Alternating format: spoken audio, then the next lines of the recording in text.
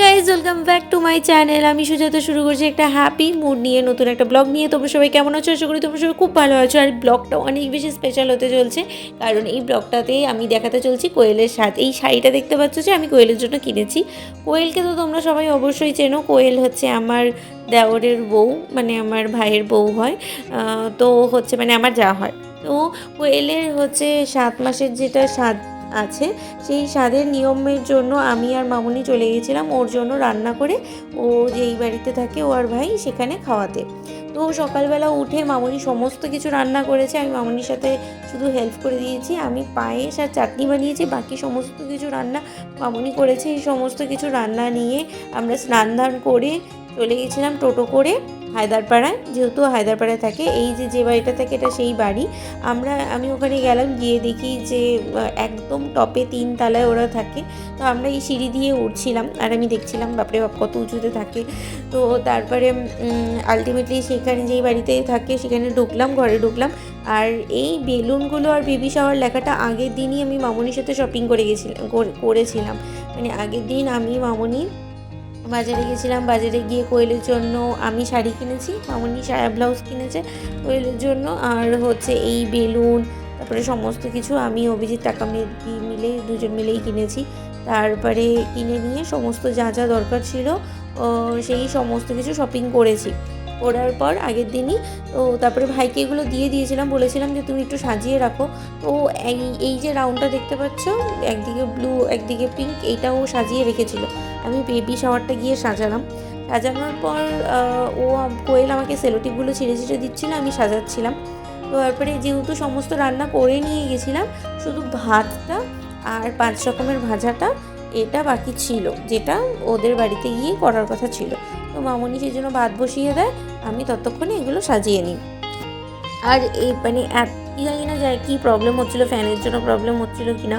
দিনের বেলা তো দেখোই এখন প্রচণ্ড রোদ থাকে, তো ফ্যানের জন্য প্রবলেম হচ্ছিলো কি না জানি না। আমি অনেক বেলুন ফুলিয়ে অনেকক্ষণ ধরে অনেক সুন্দর করে ডেকোরেশন করার চেষ্টা করছিলাম, কিন্তু বেলুনগুলো বারবার খুলে যাচ্ছিলো।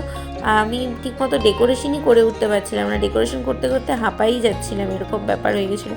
কোনো রকমে একটা দেখো, কোনোভাবেই আমি এতটুকুনি ডেকোরেশন করতে পারি, আমি ঠিক প্রপার রাউন্ড শেপও আনতে পারি না। তারপরে এইদিকে দেখো মামুনি 5 রকমের ভাজাটা ভাজছে। আমি মামুনিকে বললাম যে একটু এদিকে তাকাও। তো যাই হোক, মামুনি এগুলো কাজ করছিল, দেখে খুব ব্যস্ত ছিল। একদিকে আগে ভাত হয়ে গেছিলো, তারপরে 5 রকমের ভাজাটা ভাজলো। ভাজার পর কোয়েলকে বললাম তুমি রেডি হও, আমি তোমাকে পুরো সাজিয়ে দিচ্ছি, পুরো ঠিকঠাক করে দিচ্ছি। তো কোয়েল সেই জন্য রেডি হওয়া স্টার্ট করে দেয়। আর আমি পুরোপুরি কিন্তু ডেকোরেশনটা কমপ্লিট করতে পারি না। আমি দেখো এটা কোনো রকমের ডেকোরেশনটা কমপ্লিট করি, পুরোপুরি রাউন্ড করতে পারি না। তারপরে ভাই অনেকক্ষণ পরে ভাইয়েরই একটা বন্ধুকে নিয়ে আসে। সে বন্ধু মানে কি, বা এটা ভাইয়ের থেকেও অনেক ছোট। তো ভাইয়েরই একটা, তো আমারও ভাই হবে, তো এই একটা ভাইকে নিয়ে আসে। ওই ভাইটা নাকি ডেকোরেশন করতে জানে, তো ফটাফট বেলুনগুলো সাজানো শুরু করে। আর দেখো মানে বলে না, যার হাতে যেটা কাজ সে একদম ফাইনালি আসলে একদম 5 মিনিটের মধ্যে এত সুন্দর ডেকোরেশন করে দিয়েছে, খুব ভালো ডেকোরেশন করেছে। তারপরে আমি কোয়েলকে রেডি করায় দেওয়ার পর এগুলো সাজানো শুরু করি। যেহেতু সমস্ত খাবারগুলো মানে ওখানে ছিলই, এবার তো সাজানোর পালা, সুন্দর করে সাজিয়ে দিতে হবে। তারপরে আমি খাবারগুলো গুছানো শুরু করি আর সাজিয়ে দিয়ে দেখো ওর সামনে আমি আর মামনি সমস্ত কিছু রেডি করি। এই চিপস চকলেট অভিজিৎকে আনতে বলছিলাম, 5 রকমের সমস্ত কিছু ও এনে দিয়েছে। তো আমরা আসার সময় নিয়ে আসছিলাম, আর বাবু আগে এই টাড়িগুলো নিয়ে আসছিলো, শাড়ি কাঁসার থালা বাটিগুলো এগুলো আগে নিয়ে আসছিলো। দিয়ে চলে গেছে, বাবু চলে গেছে, এগুলো দিয়ে সাইকেলে করে দিয়ে এগুলো চলে গেছে, আমি মামুনি পরে গেছি। তো এগুলো দেখো ওর সামনে সমস্ত কিছু ডেকোরেশন হচ্ছে, মানে সমস্ত কিছু। এই চকলেটটা আর বুফেটা ভাই আনছিল ওর জন্য, কোয়েলের জন্য। তো আর হচ্ছে এই দেখো ফাইনালি এটা এই ডেকোরেশনটা, একদিকে বয় একদিকে গার্ল, এগুলো আমি আগের দিনই কিনে রেখেছি। তারপরে এই যে কোয়েলকে ওয়েট করা হচ্ছিলো যে এরপরে যে 3 জন মিলে দিতে হয়।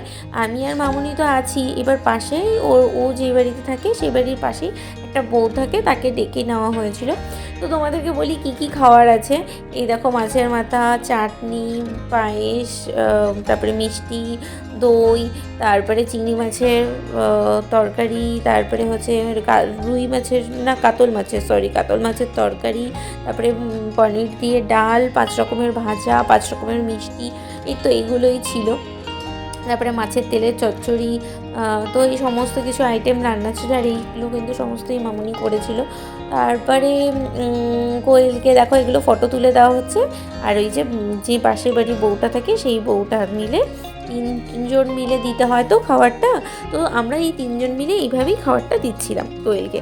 তারপরে সমস্ত দেওয়ার পর তারপরে ওখানে নাকি নিয়ম আছে যে একটা বাচ্চাকে খাওয়ায় নিয়ে তারপরে খেতে হয়।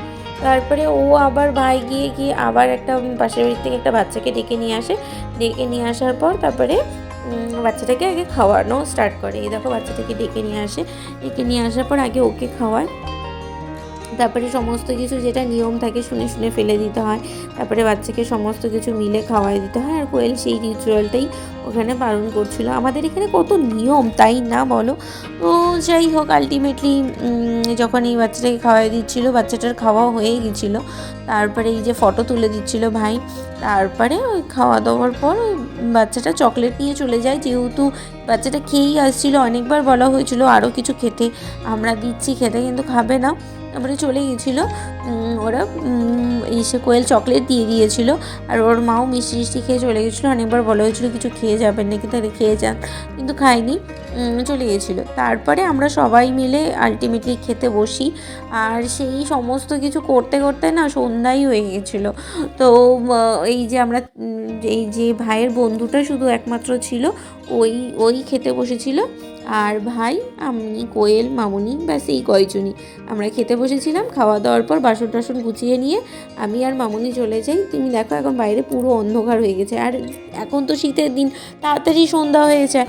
তো সেই জন্য এই যে এখন বেরোনোর টাইম, আমি আর মামুনি বেরোচ্ছি। ভাই বললো যে চলো আমি তোমাদেরকে আগায় দিয়ে আসি হাই রোড পর্যন্ত, তারপরে ওখান থেকে তোমরা টোটো পেয়েই যাবা।